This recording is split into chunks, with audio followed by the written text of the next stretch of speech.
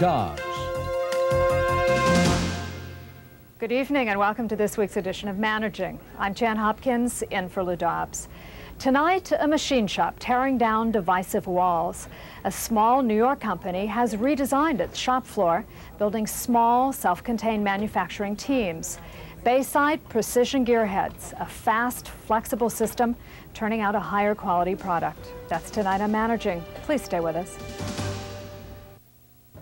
Two Harvard Business School grads decided that they would rather run a small company than go to Wall Street. The partners saw an ad for a 40-year-old machine shop in the Wall Street Journal. 8 years later, they've overhauled the company, radically altering its products and procedures. Lou Dobbs has a story. Bayside Precision Gearheads monthly donut meeting. The entire company taking an hour to talk about last month's numbers. Also, the on-time delivery was 94.7%. And to get acquainted with new employees. And before you came to Bayside, where did you work? I worked at a linear motion company. And to reward the team of the month. This month's winner, Cell 42. Out of a score of 5, hit 4.54. Highest score ever obtained, okay, by a cell. Cell 42 is one of 6 at Bayside, each a self-contained manufacturing station for each product that the company makes. A cell handles every step of operations, from ordering raw materials to delivering finished product. 3 workers man each cell. Sales and design engineers are assigned to each unit. Redesigning manufacturing systems into cells at Bayside started when the new owners bought the company back in 1986. The first delivery we can make within 1 week. When partners Howard Lind and Avi Telios first looked into buying Bayside Controls, the company was a lot closer to extinction than to excellence. It was a 1950s environment, old machines, people sitting at benches making parts by hand, very, very dirty and dusty and dark. The place may have been dirty, but the price was right. Lind and Telios bought the company with a $15,000 down payment and brought in $35,000 in working capital. Not many companies would give 2 fresh-faced kids, we were 26 years old, their company to run if it was a decent company. So for those reasons, we said, look, it's a place to start. Maybe it's not in great shape, but it's a running business. They have customers. They have something there. We can at least get in the ball game. Becoming a player in the ball game started with assessing both the product and productivity. Bayside Controls specialized in precision parts for gyroscopes, a military technology that was becoming obsolete. Every once in a while, the company would turn out a special order of gearboxes for small, non-military accounts. We decided to use the dying market of the gyroscope components as a funding source for the other product, which were the gearboxes. The company concentrated its capital and brain power on retooling the shop to make precision gearboxes, a growing industry because of greater automation in manufacturing. Bayside manufactures high-precision gearboxes used in factory automation applications.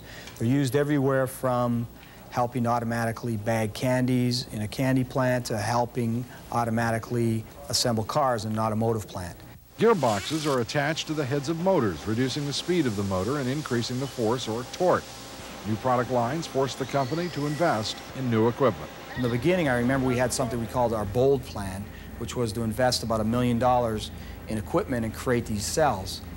Well, PS, 12 to 18 months later, we had put in another $3 million and essentially quadrupled the amount of machines we need. Lind made the investment after studying the concepts of cell management. We learned about it in some of the books about the Japanese manufacturing techniques. Then when we looked at our operation, we said, it's taken us far too long to get products through the factory. In the past, traditional manufacturing, you would take like machines and you'd put them in one location, okay? And you'd have clusters of the similar machines doing operations like milling in one area, turning in another area, maybe gear cutting in a third area. Lind and his managers took a non-traditional approach, redesigned the shop floor. Similar machines were separated and relocated beside a machine performing the next function in the process. The new layout sped up assembly, reduced inventory, and provided higher quality. Because of the cellular manufacturing, you make something, immediately you assemble it, so immediately you find out if there's something wrong. If it doesn't go together, you find it out today rather than 2 months or 3 months down the road. To my left side here, we have our feeder side with It's made up of two cells. The first cell is our carrier cell, which makes a sub-assembly, and our second cell is our mounting cell. And to my right over here, this is made up of 4 cells, okay? They're responsible for making products. The first 2 cells each make 4 products. The last 2 cells each make 5 products. A cell at Bayside combines lathes, milling, and heat treatment machines in one area. 2 cells supply parts to the 4 assembly cells. Each second stage cell turns out lines of gearboxes ready to be shipped. A cell is designed with total self-sufficiency in mind. In this cell, we manufacture a complete assembly. A cell leader supervises 2 operators. Management pushes them to run their cell as if they own it. Quality plays a very important part in my cell right now. By giving cell members autonomy over their line, workers take responsibility for the product and pride. Lynn says he's flattening the traditional management pyramid. Flat management means no hierarchies, people working together in teams in a flat structure with a lot of responsibility and a lot of autonomy. They work together as a team and they decide what they want to do. They have the information at their fingertips and they go ahead and do it themselves. You were assistant coordinator, supervisor of what? What function in the hospital? I was the supervised do inventory and then do some inventory and then do some supervising checking the attendance. Cell leaders interview and approve job applicants. All new employees, regardless of position within Bayside, must spend their first week working in a cell, making gearheads. A new sales manager says the hands-on experience helps in the field. I think I've got more confidence going out into the field and talking about the product and understanding more about our capabilities. The company continues to invest in employee education. Guys, does anybody know what the acronym TQM stands for? Someone. Total Quality Management. Bayside University is in session. Every Wednesday afternoon for 1 hour, all employees attend lectures. We teach them how to use measuring tools, how to read drawings, how to statistically control their process. We teach anything that will help them in their job and anything that will help them emotionally too. We've had classes in stress management, you know. Bayside's commitment to new management techniques, new technologies, and to its workforce is paying off.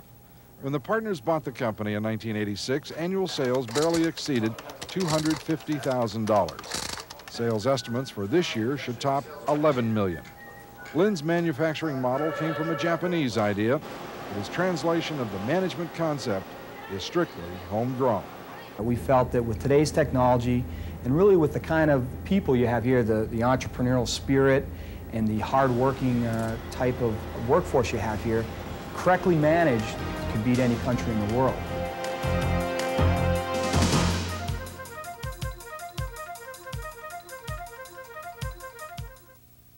Welcome back to Managing. Here to discuss the advantages of cell manufacturing, Howard Lynn, the president of Bayside Precision Gearheads, and Bill Nemitz, professor of management at Babson's Graduate School of Business. Welcome both to Managing. Bill, I'd like to ask you if really every manufacturing facility can use this kind of organization, or would it be disaster in some places?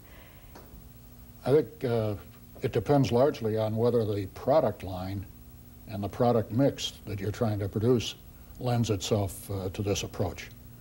If you have a very, very standardized product in real high volume, you'd probably want to go more to dedicated equipment.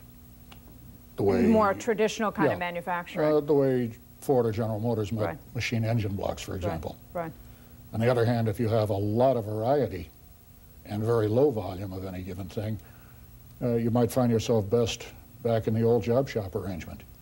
Now, Howard, when you bought this company and looked at the way that it was manufacturing things, did you have in mind cell manufacturing to kind of impose on the plant, or as you looked at it, you kind of said, oh, this is going to work here? No, it was really as we looked at it. We did some studies and examined the manufacturing, and it was a traditional job shop arrangement like Bill spoke about. When we looked at the manufacturing, the amount of time it took the product to go through the shop was just unacceptable. And at that time, we'd read a lot of things in the literature about Japanese manufacturing and cellular manufacturing. So we said, this looks like it'll work here, let's give it a try. So that's really how it came about. And you had no engineering or manufacturing background when you took over this company? No, none at all, none at all. So it was learn on the job. Is that unusual? I was a little surprised when I heard that myself, to be honest with you. I think it's to their credit that they were able to learn on the job. On the other hand, so much of the kind of technology that they're using is new even to people who have been in machine shops for 30 or 40 years. So maybe in a way they had a bit of an advantage in not being tainted with the old, if you will. Oh, you found that with employees, didn't you? That you actually were better off getting people that weren't from this kind of environment than absolutely. were. We hired people that had traditional manufacturing backgrounds, and we found that they didn't fit into our kind of a system. They were used to working one person on one machine.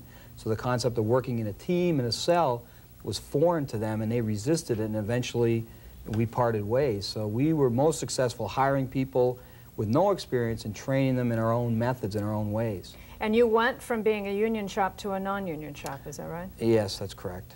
Now, would it work in a union shop? You have so many work rules and things. That's part It would of the take a lot problem, of negotiation, I think. One of the things that you have to change in the thinking of the operators on the machine is that in the traditional shop, the emphasis is all on equipment utilization. Keep those machines running. Don't let the machine stand idle. In this kind of an organization, in the cell structure, the emphasis is on keep the product moving through. Even if that means that sometimes some of your equipment is standing idle, as long as the product is moving through rapidly, that's what you're after. One of the things that you do is interesting, is this Bayside University. You really are committed to education of employees. Do you find that it's essential? Well, we found that there was a real thirst for knowledge from the people, really. I mean, we have MBA degrees and we'd learned about finance and these things, but whenever we talk to the people, because we're very open, we give them information, we tell them about the customers. Whenever we would tell them about the cost structure, explain business things to them, they were very, very interested in that, because that's something they'll see on TV, but they've never really been trained. So we said, why don't we have a university not only to teach them ABCs of how to do their job, but also about business in general. What is business all about? How do you sell something? How do you finance your business? We had our banker come in and give a presentation to the people. I gave a presentation on how to read an income statement. I showed them our income statement. At the beginning of that, I asked them at the end, how much do you think is left over for profit? And I had answers of 60, 70%. So the people didn't really have much understanding, so it really gave them much better appreciation of how a business works and how a business operates. When you start using this kind of approach, is that a likely result, that the workers become so interested they want to know more and more? I think it's both a likely result, and I think it's absolutely essential in order to make it work. But you don't have the workers owning part of the company, is that right? That isn't... No, it's a private company, but you have to go all the way, what Bill was saying. I mean, you cannot go part way and say you're only going to empower people a little bit. You have to do it completely. So you get some things that you don't necessarily like, but you try to explain it and teach the people why you're doing something this way, and eventually they'll understand it. But a lot of times you get results that you necessarily don't want, with the people saying, why is this person doing that, or why is that person doing that, and you have to work through that and explain that to them. It's not all good results, always. This is all possible because of the computer, isn't it, Bill? Well, as far as the manufacturing cells themselves are concerned, it's possible because of numerical control, which now with CNC is computerized at each machine, yes. Without that, you wouldn't have the quick setup times that are necessary in order to do this kind of manufacturing. And so you have to constantly change as well, right? The future is not set in stone. Oh, it's changing very, very rapidly, just like the computer world is changing. So you constantly are reinventing yourself. I mean, we moved our equipment around in our factory 18 times in 1 year to try to get ourselves right. So you have to be willing to change and try something. If it doesn't work, scrap it and try something new. So it's constant change. Great. I have to end it there. I'm sorry. I'd like to thank both of our guests, Howard Lind, the president of Bayside Precision Gearheads, and Bill Nemitz, professor of management at Babson College. Thank you both for joining us. Managing will continue in a moment. Please stay with us.